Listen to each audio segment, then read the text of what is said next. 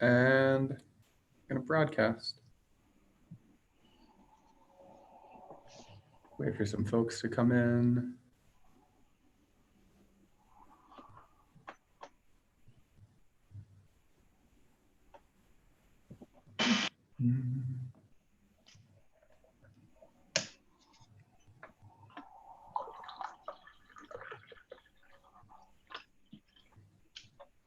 Not a flask, I promise.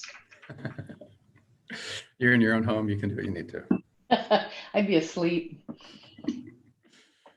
Welcome, everybody. I'm sorry. Welcome, everybody. Our next speaker is Andrea Hill joining us. Thank you so much, Andrea. Take it away. Hi, Andy. Thanks so much. Hi, everyone. And thank you for sticking around for this presentation. After watching all of these incredible presentations about the work, it feels almost strange to shift into business gear, but that is my purpose, to help people who create for a living make a better living at it. So that's what we're going to focus on for the next 30 minutes. You can't even enter a social media forum or attend a conference today without hearing people talk to you about how you should have a website or how you should do social media, and then 100 other instructions about how you should be doing your digital marketing. But I don't think we talk enough about why you should do those things and about how you should do those things. And so that's where we're going to start today.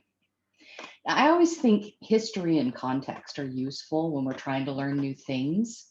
I just realized I wasn't sharing my screen yet. There, you guys can see that now, I hope. So history and context are useful, and I want you to consider this. Let's go back to the medieval era. I'll do this fast, I promise. This was when global trade really started to take off, and almost everybody was a maker or a merchant or a maker who was a merchant. And guilds started really coming to the fore at that time to both promote the artisans and protect the artisans. So there we are, we're in the 1500s, and now let's flash forward a couple hundred years to the Industrial Revolution. Much of industry was transformed at that time based on new technologies being available. But the jewelry industry really wasn't. It still continued to function as a trade and guild type trade or industry. We get to the 1900s, in fact, and the jewelry industry is still guild and merchant driven. Get to the middle of the 20th century, and between the 1950s and the 1980s, there was again a tremendous amount of what we call business model innovation. So people were finding new ways to do business based on new technologies. We didn't really see much innovation at all in the jewelry industry until the mid to late 80s. We started seeing what we call a lot of low labor cost arbitrage, basically taking your production and plopping it in a country where the labor was cheap. The jewelry industry did take advantage of that. But we get to the year 2000 and the jewelry industry is still guild and merchant driven. Now, every good thing has its bad parts and every bad thing has its good parts. So I'm not saying that being a guild and merchant driven industry is bad, but it did cause us as an industry to miss out on a lot of innovation that was happening in other industries. And we're still paying for that today. Now, there were some factors that reinforced that maker merchant model for all of these years. One of the reasons it's been so resilient is because the jewelry business is among the more expensive industries to enter from an industry inventory perspective. It's also quite closed to outsiders. So to the extent that people don't even know how to study it or that they could study it in many cases, it's a fairly closed industry. And then the skill requirements to be in the jewelry industry are extremely high and take years to master. So these factors reinforce the jewelry industry's ability to avoid evolution in the business model aspect, how we make money. And until very recently, that guild trade model worked really well with our approach to retail. So why change, right? But things do change. So let's look at how. I'm going to start by introducing you to the idea of the sales funnel. Now, this model is really important to understand what has changed in our business models. And it's not a new concept. People just started really talking about it in like the last 4 years. And you would think it was a brand new idea, but it was actually introduced in 1898, maybe 1897, by a guy named E. St. Elmo Lewis, who was a marketing and advertising thinker of that time. And he proposed that in order to get somebody to buy something from you, they had to go through these 4 distinct phases of awareness, interest, desire, and action. And back then, the process was fairly simple. There wasn't a lot of mass advertising. There were no malls. There weren't even a lot of competitive merchants for most goods. So in reality, most people went through, they were 4 distinct stages, but people kind of went through them simultaneously. There was a lot of blur between the phases. And whether it was medieval times and you were walking among wooden booths at a trade fair, or whether you were in a mall in the 1980s, the process typically went from awareness to action, which is buying, in one experience. Or maybe you went through the first 3 phases, walked away and thought about it, and then came back to buy. So that's how the sales funnel worked until very recently. And then the internet happened. Now, the changes that most people focus on in our industry as a consequence of the internet are price shopping and direct selling. And it's true, the internet makes it much easier to sell direct from a maker to a consumer without a retail intermediary. And it also makes it very easy to compare prices. But those 2 perceived changes are not as important. They're not as compelling. They're not as transformative as another change that has taken place. And that's the change I'd like you to focus on so that you can understand how to make more money in your business. So 2 things happened in consumer behavior with the advent of the internet. The first was that the phases of awareness, interest, desire, and action actually did become distinct. Even more important, they became disconnected. And that was really important because the buyer was suddenly able to take control of her shopping experience. And we think of a buyer as being in control of a shopping experience because she'd walk into a store and she'd decide what store to walk into. But when the consumer is in control, really in control, the way she can be today, she does not have to depend on a salesperson to give her answers to her questions. And this is what makes a difference in today's business models. So when the consumer is in control, she can do all her own research. She can review the feedback and opinions of other people. She can see what's popular. She can ponder all of her opportunities and options. And people buy very differently. If you think about the way diamond rings are sold in the jewelry industry at the more commercial retail level, there's a huge amount of focus on the 4 C's, right? Well, that model was developed to sell engagement rings to men who were buying them for the little woman. Women don't buy diamonds according to the 4 C's. They don't care about it nearly as much as men do. And in general, younger generations don't care about it as much as older generations did. That's just one example of the fact that different people care about different things in the consideration process. When the consumer's in control, she can pay attention to the things she wants to pay attention to. And she can choose her own filters. She doesn't have to just live by the filter of the salesperson that's working with her. So this is what we need to understand to sell today. This is the real transformation the internet brought. Not only has the sales funnel been split into distinct phases, it's also been expanded. And this is a consumer-driven transformation. We need to be really conscious of what our potential buyers want, or we lose them. So they made this transformation happen based on things they were suddenly able to do that they couldn't do before. Now, the awareness phase is still fundamentally the same as it was in the past. It's the phase during which we're typically prospecting for customers. Only now we recognize that customers are also prospecting for us. The interest phase has been broken into kind of 2 separate phases. So the customer is learning about the product. And in the past, we thought of this as we as salespeople, if you've ever been in a sales job, we talk a lot about qualifying the customer. Is this the right customer? Well, now the customer is qualifying us. Are we the right seller? And she can do that with the tools that are available on the internet. As well as doing a lot of evaluation and trust building. And now that trust building is often based on a lot of other information, not just a face-to-face transaction or a relationship that's been built at a trade show, for instance. The desire phase also now has 2 phases to it. So the evaluation, the trust building continues, but negotiation begins.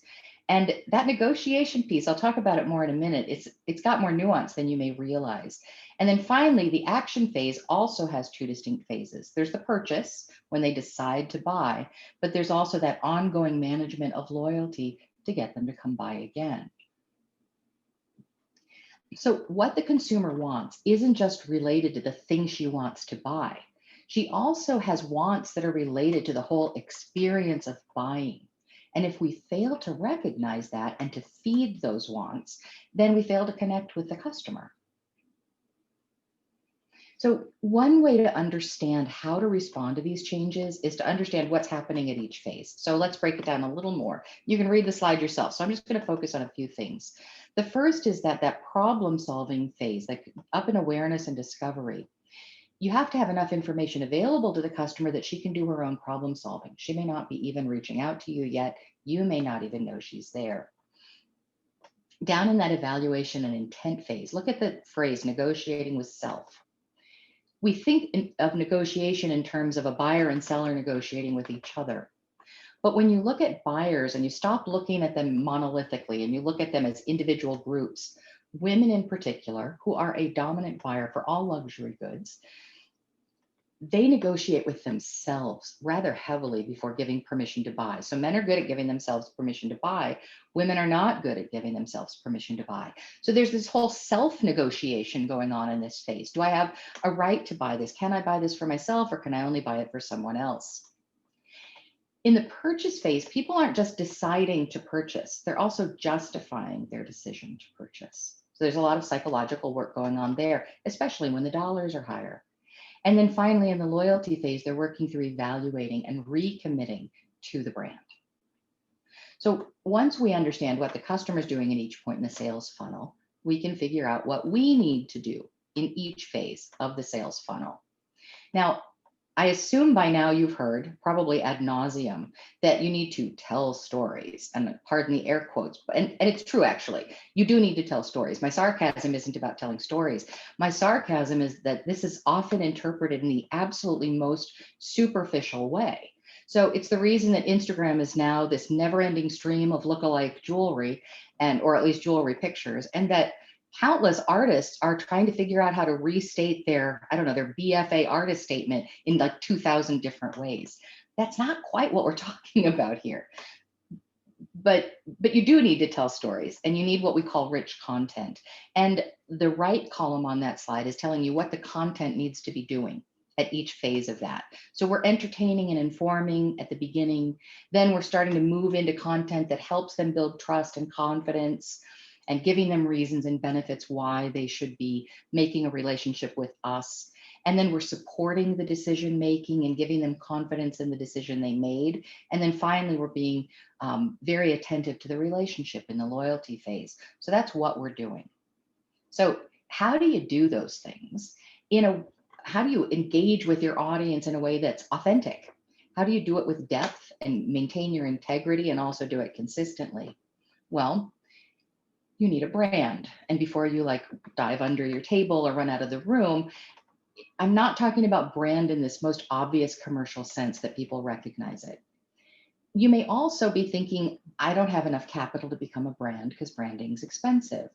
And that's true if you're using the brand as a market domination strategy. And if I were talking to a corporate audience, I would talk about brand a little bit differently right now. But that's not the only way to do branding, and branding isn't just for Disney anymore. Most people think about branding in terms of logo and color and fonts, just a very superficial way, and some core messages, a tagline. The problem is that's not the true meaning of brand, and it never was. A brand is about the perception of a promise and the keeping of that promise in the mind of your customer. Your brand needs to very clearly and very quickly convey who you are and why they should be interested in you and why you matter to them. The average person today is exposed to 5,000 ads a day. That's 3.5 ads per minute of your life. Only 20 years ago, I think, the average person was exposed to about 1,400 ads per day, or an ad a minute. So you need to break through all that noise with something meaningful, and superficial won't do it. So logos and colors and messaging and fonts, those are all ways to make sure that your brand is conveyed consistently. And consistency is very important. Consistency is actually core to trust. But what your brand really needs to convey is a promise. And the way that you do that is by answering these questions that I call the 3 precepts. So who am I, or who are we? What do we do that makes us different? And why do we matter? So why does this work? Well, if you've ever had a friend that was crazy attracted to somebody that you're thinking, ugh, I would never be attracted to that person, that's this principle in action. You don't need all the customers. You just need the right customers. And there's a right group of customers for every offering. But to do that, to attract the customers that are going to matter to you, you need to do some work first. You need to know who you are. So the answer to who are we is about what you make, sure. But it's also about how you make it and why you've chosen to make that and why you've chosen to make that and not something else. The answer to who you are goes even deeper. It goes to your values. Values as a business owner, values as a designer or a craftsperson. Again, let's go back to the dating analogy. If you've ever dated somebody who had a really tenuous grasp on their own principles and character, then you know how hard it is to connect with someone like that.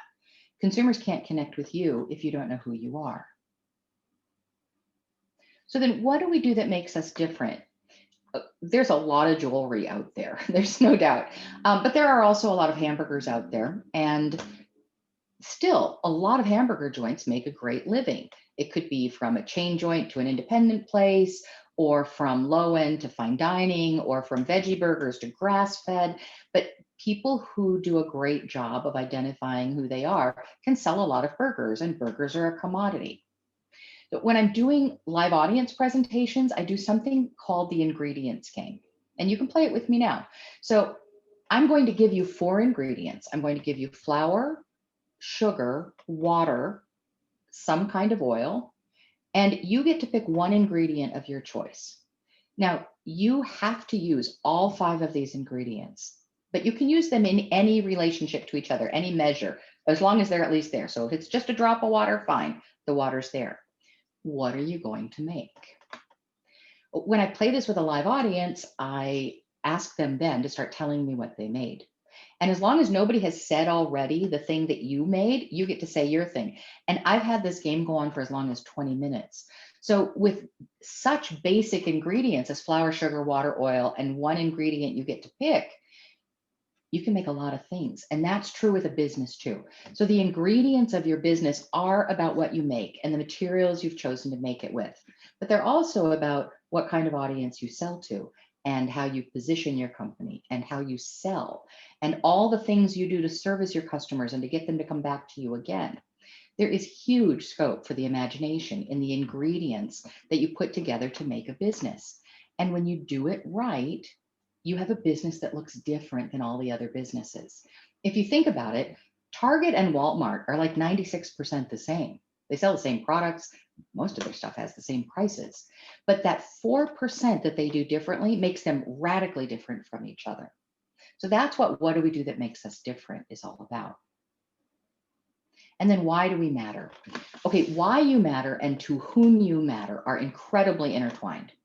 For example, if you've built a business on responsibly sourced gemstones and recycled metals and clean production and marketing in ways that speak to your concerns about privacy and responsibility, and then you're telling stories about mine to market issues and sustainability and responsibility, there's a group to whom that story really matters. And they're willing to pay more for that story. Not everyone is, but that group is. On the other hand, if you've built a business around fashion design and you've created pieces that reflect what's happening in couture and you're developing capsule collections that honor specific designers from the past and telling all these stories about historic and current design concepts, that will matter to somebody who loves fashion and follows it, but it won't necessarily matter to someone else.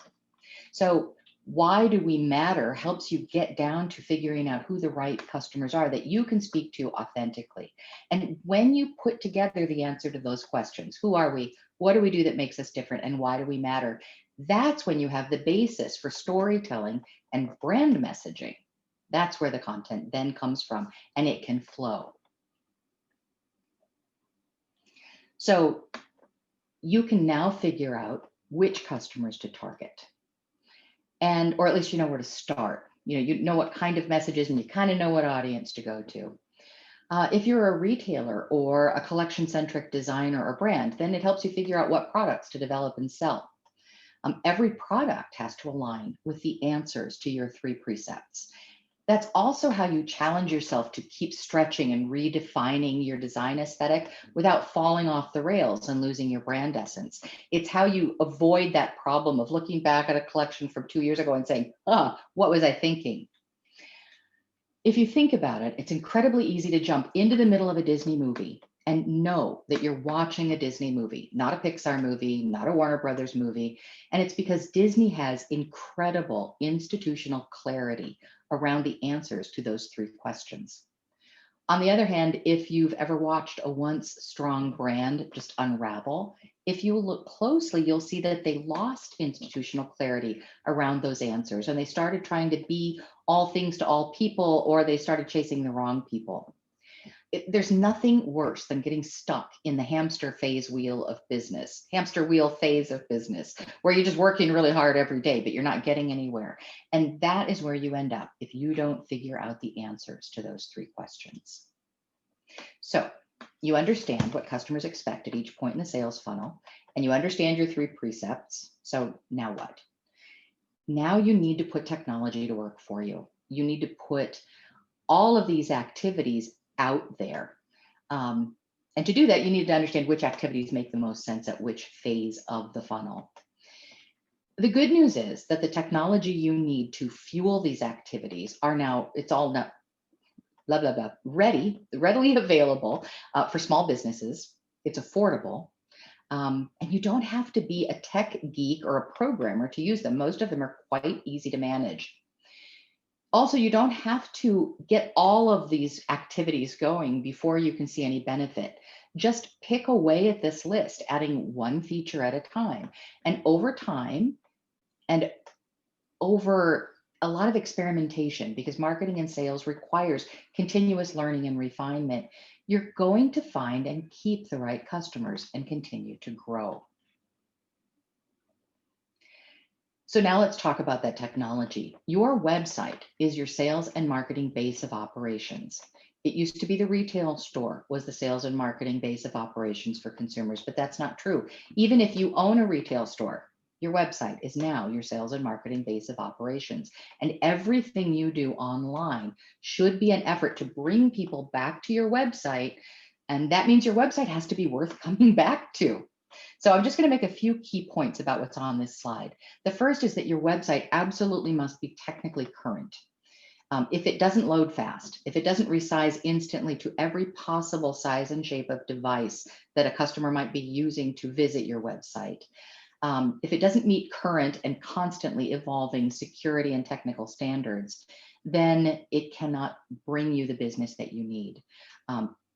The search engines demand a certain level of technical capability from every website in order to even offer those links to searching consumers. And you need and want love from the search engines, mostly Google. Google's like 86% of search. And then YouTube's the 2nd highest search engine. So Google's basically search. You need Google love because inbound marketing or search marketing is one of the most powerful ways to grow your business. Your website also has to be capable of a lot more than just being a product catalog with an about page and a home page and a contact us page. By the way, stick the contact us in the footer, it needs to be on every page. Anyway, you need to be able to add and expand pages and add every type of conceivable content to your website easily and without having to hire your web guy to do it for you. Now, there's nothing wrong with outsourcing. That can be a really smart business choice, but do it because it's the right business choice for you and not because your hands are tied. So you need a website that's capable of doing a lot of things easily. Even if a customer plans on going to the studio or a store to make a final purchase, all customers expect you to have a fully functioning, secure shopping cart checkout for your website. And there's 2 reasons for this. First of all, people like the idea of instant gratification, even if they don't intend to use it. But perhaps even more importantly, People now use a well-functioning website as a proxy for professionalism. And you need to look professional online because it's one of the bases for establishing trust. And finally, your technology must be capable of evolving. I think I made up a word there with evolvable, but I didn't know what else to say. Website design conventions change, and looking out of date is another way to reduce trust. And the technology that we run the internet with is evolving daily. So your website just can't afford to get behind. So those are the basic website requirements. You need social media. Now, if you think Instagram is the only valid social media channel for artists, think again, because the internet is filled with opportunities to engage in what we call top of the funnel type activities. There's just a couple points I want to make about social for you.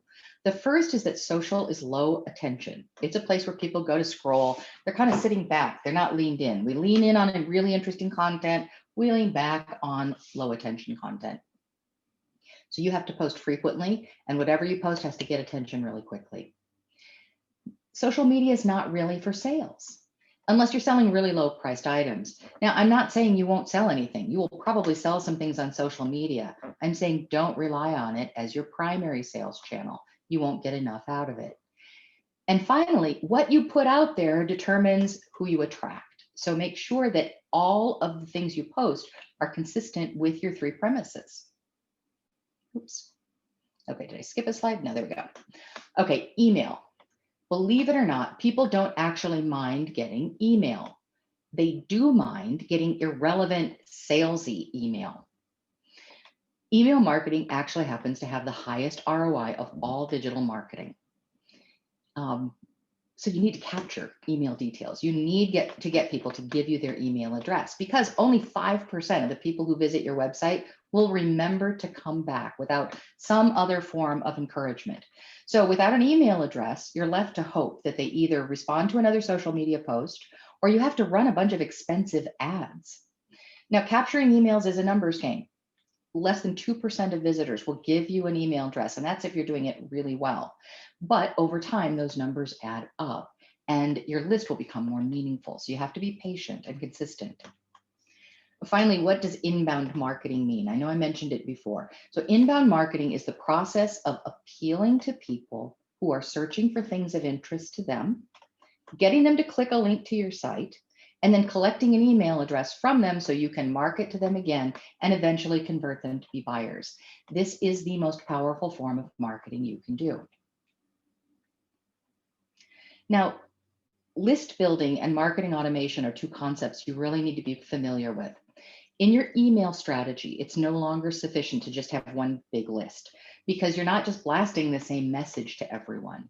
So instead of having one pop-up box that appears on every page of your site and brings everybody back to one list in MailChimp or Constant Contact, you need pop-up boxes that bring people to relevant lists based on the content they're looking at. And then after that, you can send them email that's much more relevant to their direct interests. Marketing automation is about building logical chains of email based on interest. So somebody signs up for list A, they get the series of email that goes with the interest that was expressed when they clicked on, when they filled in that box. For instance, you say that you have somebody who's interested in custom jewelry. So they come to your site, they're looking at your custom page, and they fill in the email. Yes, I want to join your email list on that page. That goes to the custom jewelry interested list. Now, maybe right away you send out a thank you, and it says, thanks for joining our list. And here's this ABCs of custom jewelry, a guideline to what happens when you do a custom jewelry process. Believe it or not, people really want to know that. Then 4 days later, they receive another automatic email, maybe about some cool projects that you've done. And then 2 weeks later, they get another automatic email. And you program these emails in advance. And it's like a little assistant that's sending out email for you with messages that are relevant to what the person was interested in the first place.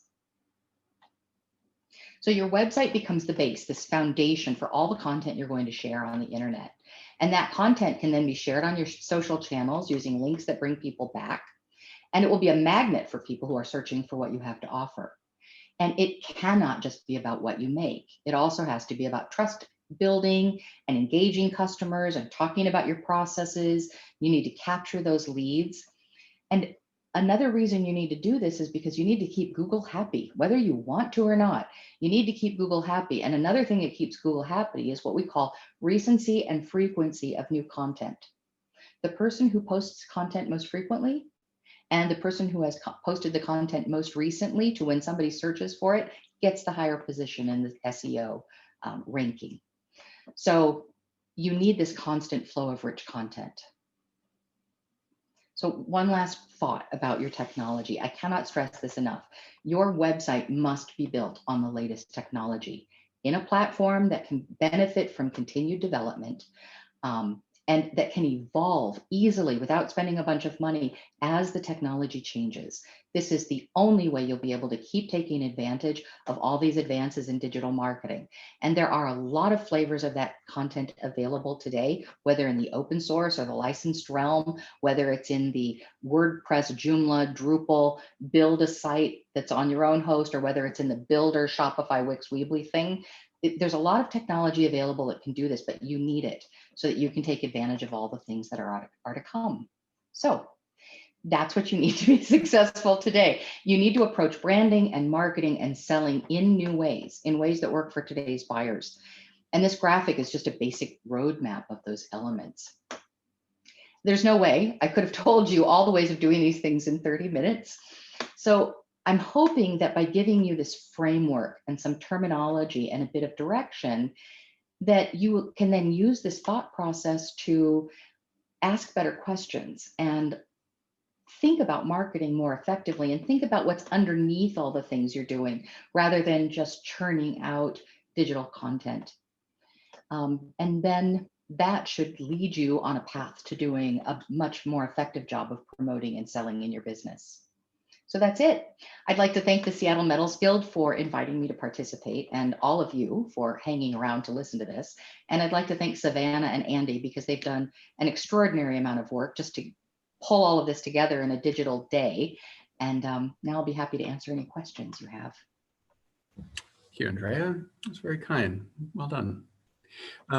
The first question I've got is, in today's market, are handmade online retailers such as Etsy, Artful Home, Amazon Handmade, etc., worth considering if you were starting out launching a new business? And for more established makers, is it possible to effectively use online retailers, as previously mentioned, to help grow one's customer base and drive traffic to their own website? They can be supplemental, but they should not be a standalone. So Etsy, Amazon, all of these marketplaces, they have their own business prerogatives that they're interested in.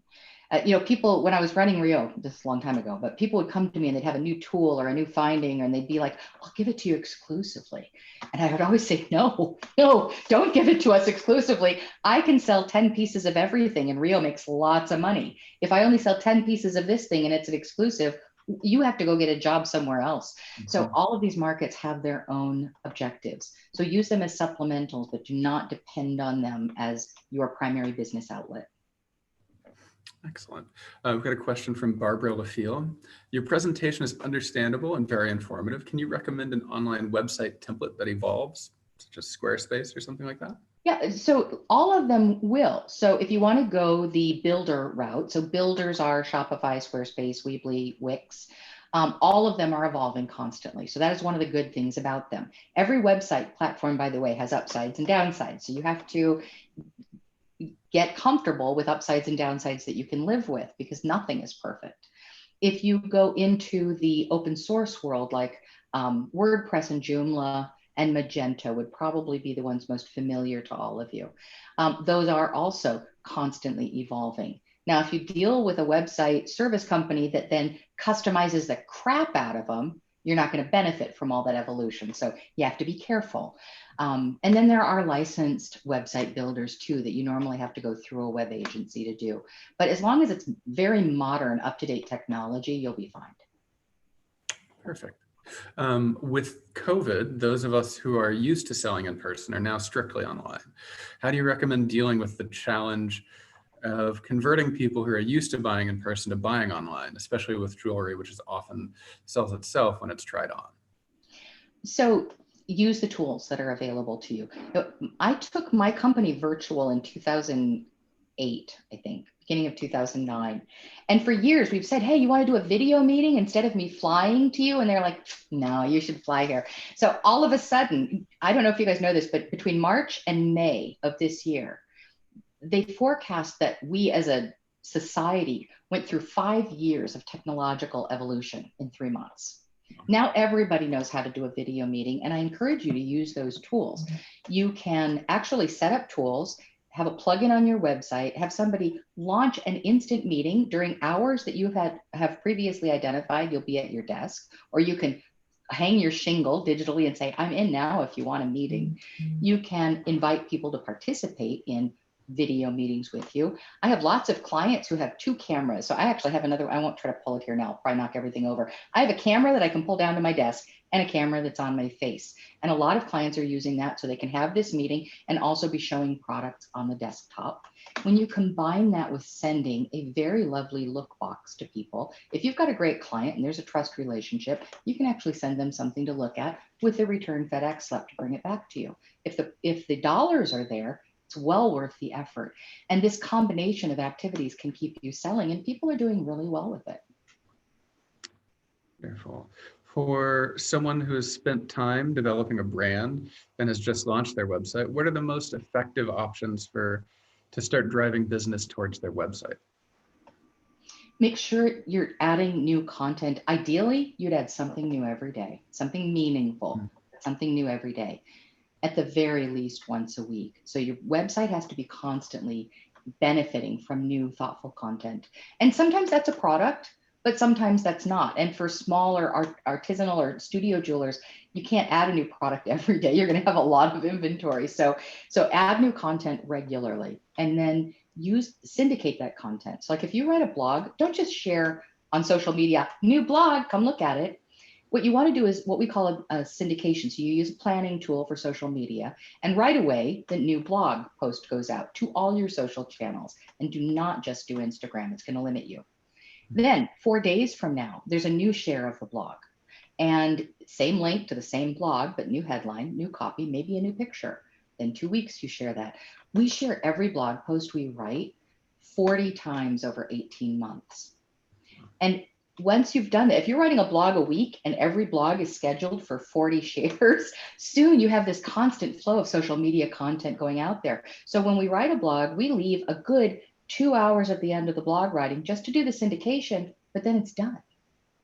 Only 2% of all of your social media followers will see any given post. So trust me, it's not getting old for anyone but you, but that's a really powerful way to expand your presence.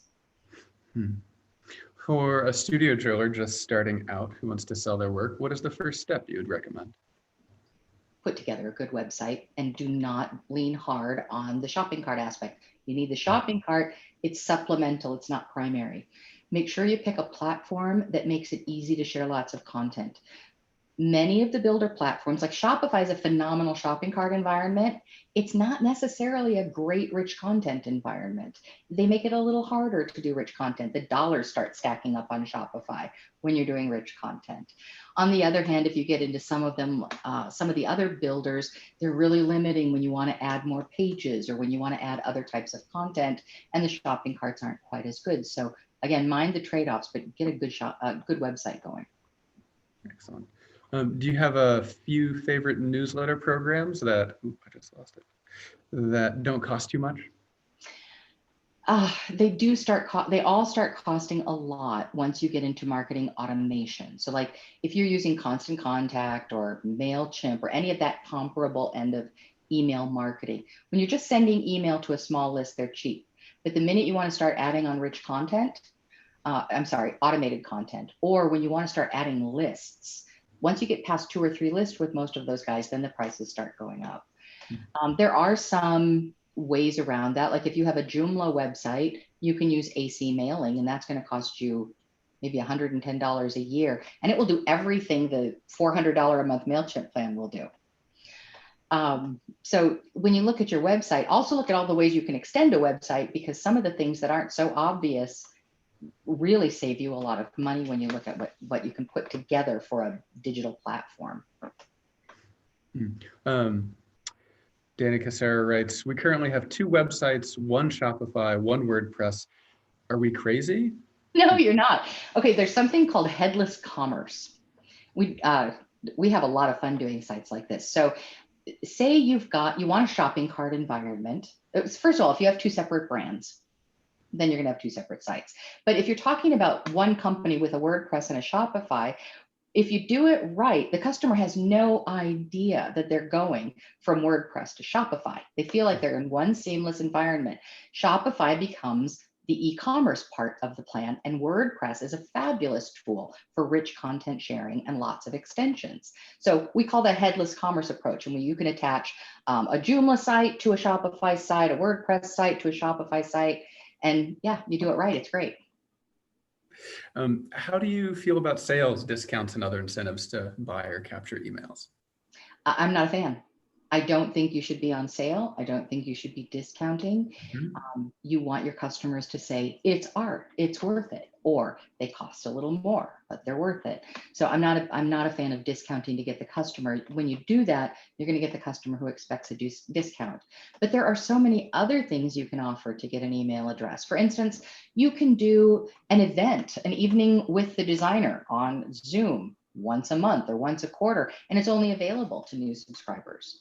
Or you can send out a little ebook that's ridiculously easy to put together, which talks about, like I said before, the custom experience or what it's like to make jewelry or the artist experience. And it may seem prosaic to you, but it is not to a person who doesn't make jewelry. It's very, I mean, I can make jewelry. I can do everything from, I don't do it well, by the way, but when I was running Rio, I went and trained with Alan Revere. So I can make jewelry. It's still fascinating to me. So tell your story in lots of different ways and use that as an incentive to get an email address, and you'll get the right customer. I think I heard like a resounding cheer when you answered that with a, don't do that. Don't discount.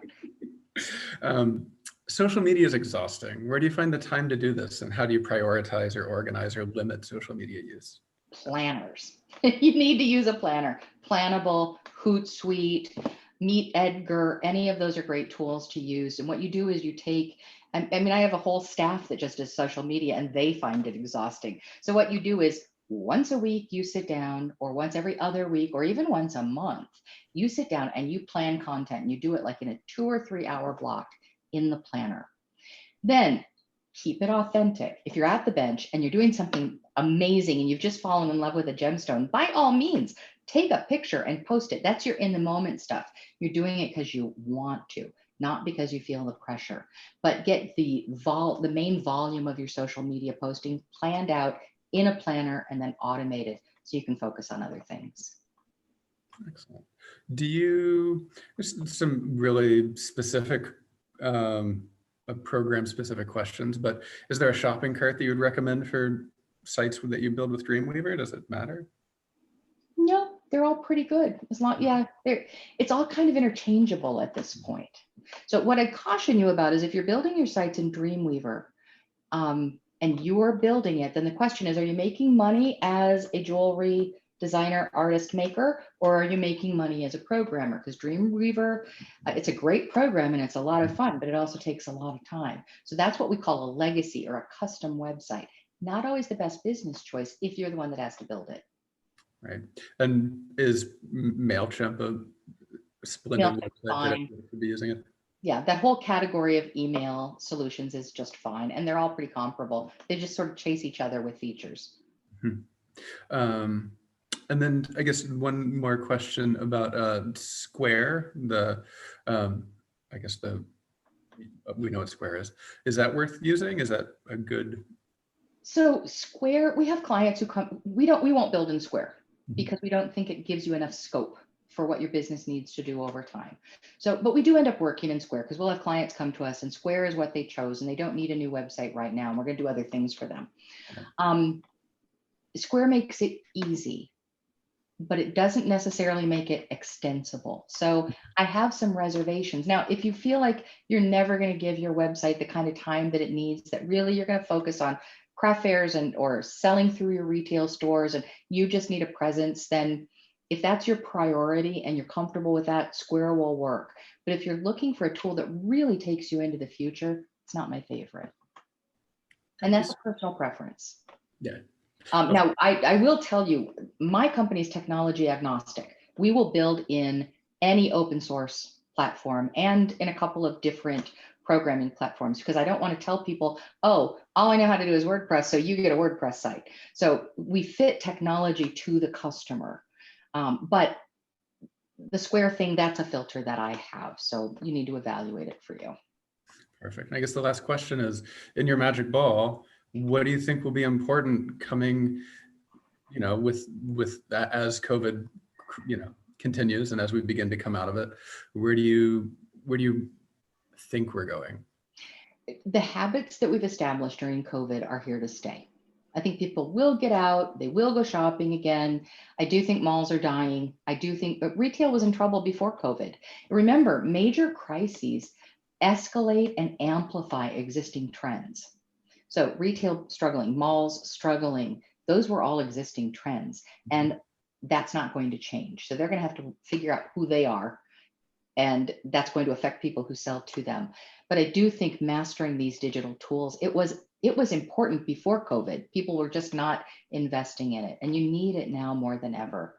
Another trend to watch for, though, and this is kind of important for people who are doing AdWords and digital advertising, this issue with privacy and cookies, it is really amplifying in the technical community. We're already starting to look at, what do we do for marketing if we can't rely on cookies to chase people around the internet? Not my favorite anyway, because I'm really a fan of ethical marketing, but much of industry is focused on this AdWords cookies approach and chasing people around based on little tags that they've placed in a computer.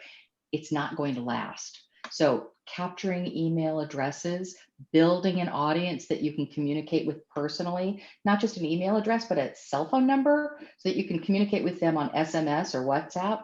These are things that are going to become increasingly important as the privacy issues become amplified. Thank you so much, Andrea. That was wonderful. Our next event will be a Q&A with all the presenters that are available. And yeah, the content that's already up on the website will still be there. I'll use this moment to gently nudge everybody to make sure they check out the silent auction. It is open until 11:45 tomorrow. So 11:45 p.m. specifically. So I'll see you back soon. Thank you so much.